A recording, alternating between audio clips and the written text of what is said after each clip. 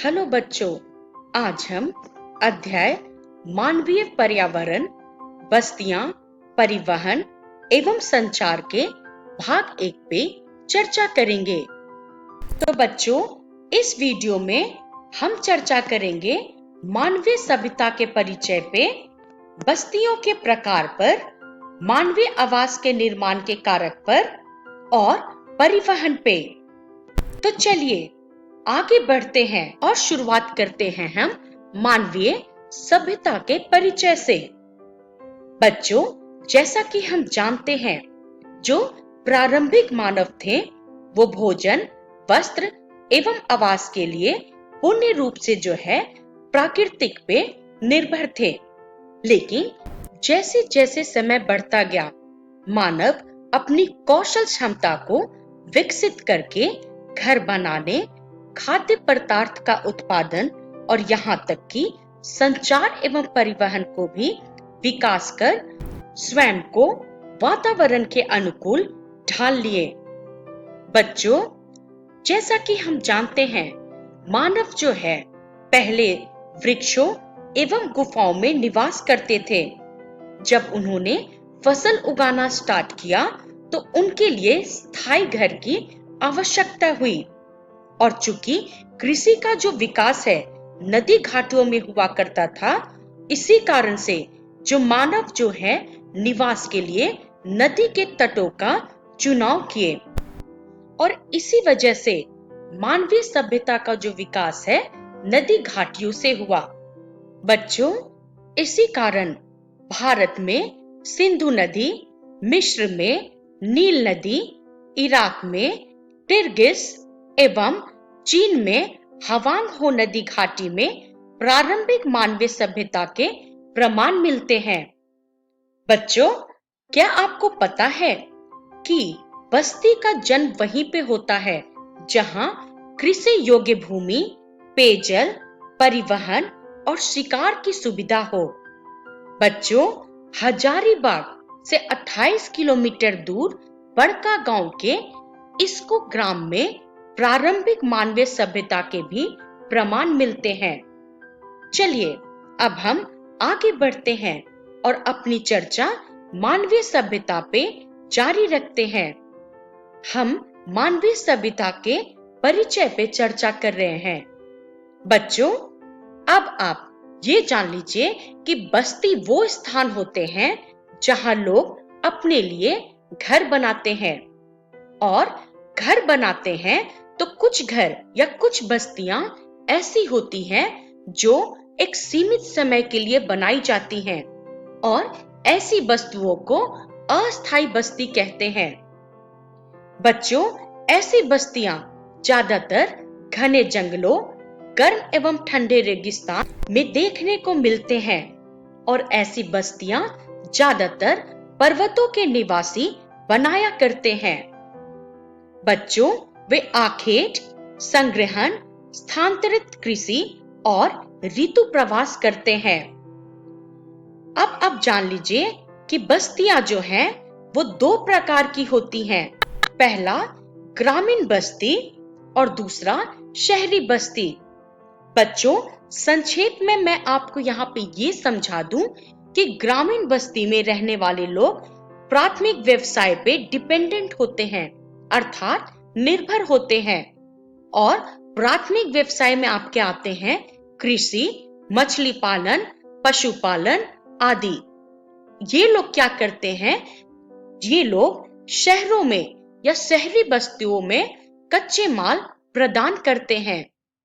और जो शहरी बस्ती होते हैं वे द्वितीयक और तृतीयक क्षेत्रों से संबंधित व्यवसाय पे आश्रित होते हैं। और ये जो कच्चे माल ग्रामीण बस्तियों से मिलते हैं उनकी प्रक्रिया करके माल तैयार करते हैं। चलिए अब हम आगे बढ़ते हैं। आगे बढ़ते हुए अब हम बस्तियों के प्रकार पे चर्चा करेंगे। बच्चों, जैसा कि हम जानते हैं, बस्तियों को मुख्यतः 2 प्रकारों में बांटा गया है, ग्रामीण बस्ती और शहरी बस्ती, या उसे नगरीय बस्ती भी कहते हैं। तो चलिए शुरुआत करते हैं हम ग्रामीण बस्ती से। बच्चों, ग्रामीण बस्ती में गांव आते हैं जहां के लोग कृषि, मत्स्य पालन, वानिकी, पशुपालन, दस्तकारी संबंधी कार्य पे निर्भर रहते हैं, जो कि हम पिछली स्लाइड में भी चर्चा किए हैं। बच्चों, ग्रामीण बस्तियां सघन या प्राकीर्ण अर्थात बिखरी हुई हो सकती हैं। जैसा कि आप चित्र में देख सकते हैं, सघन बस्तियों में जो घर है एक दूसरे से सटे हुए होते हैं, वहीं पे प्राकीर्ण बस्तियों में घर जो है एक दूसरे से बहुत दूर होते हैं या बिखरे हुए होते हैं। बच्चों, प्राकीर्ण बस्तियां मुख्यतः जो है पहाड़ी, घने जंगल एवं अति विषम जलवायु वाले क्षेत्रों में पाए जाते हैं। चलिए अब हम आगे बढ़ते हैं और अपनी चर्चा बस्तियों के प्रकार पे जारी रखते हैं। अब हम चर्चा करते हैं शहरी बस्ती या नगरीय बस्ती पे। बच्चों, नगरीय बस्तियों में नगर छोटी एवं शहर उससे बड़ी बस्तियां होती हैं और नगरीय क्षेत्रों में लोग द्वितीयक एवं तृतीयक कार्य जैसे कि निर्माण, व्यापार एवं सेवा क्षेत्रों में कार्यरत होते हैं। जैसा कि आप इस चित्र में देख सकते हैं, यह एक नगर की चित्र है। तो चलिए आगे बढ़ते हुए अब हम चर्चा करेंगे मानवीय आवास निर्माण के कारक, अर्थात मानवीय आवास जब निर्माण होता है तो वह किन किन फैक्टर्स पे डिपेंड करता है। तो बच्चों, मानवीय आवास का निर्माण पर्यावरण के अनुकूल किया जाता है। जैसे कि जिस क्षेत्र में वर्षा बहुत अधिक होती है, वहां ढाल वाली छत बनाई जाती है ताकि वर्षा उस पे टिक न सके और घर के अंदर पानी न जा सके। और बच्चों, जिस क्षेत्र में वर्षा का जल का जमाव होता है, वहां पर ऊंचे प्लेटफॉर्म अथवा स्टिल्ट पे मकान बनाए जाते हैं, जैसा कि आप चित्र में देख सकते हैं। बच्चों, ऊंचे पर्वतों एवं ठंडे प्रदेश में घरों का निर्माण लकड़ियों से होता है और उसी प्रकार जिन प्रदेश में गर्म जलवायु पाई जाती है, वहां पे घर जो है मिट्टी की बनाई जाती है और इनकी दीवारें जो है वो मोटी होती हैं और इनका जो छत है वो फूस का बनाया जाता है ताकि वो गर्म जलवायु के कारण घर ज्यादा गर्म न हो सके। बच्चों, ग्रामीण बस्तियों में लोग पत्थर, चिकनी मिट्टी, लकड़ी, इन सभी चीजों का उपयोग जो है मकान बनाने में करते हैं। चलिए अब हम आगे बढ़ते हैं और अब हम चर्चा करेंगे परिवहन पे। बच्चों, परिवहन जो है वो लोगों और सामान के आवागमन के साधन होते हैं।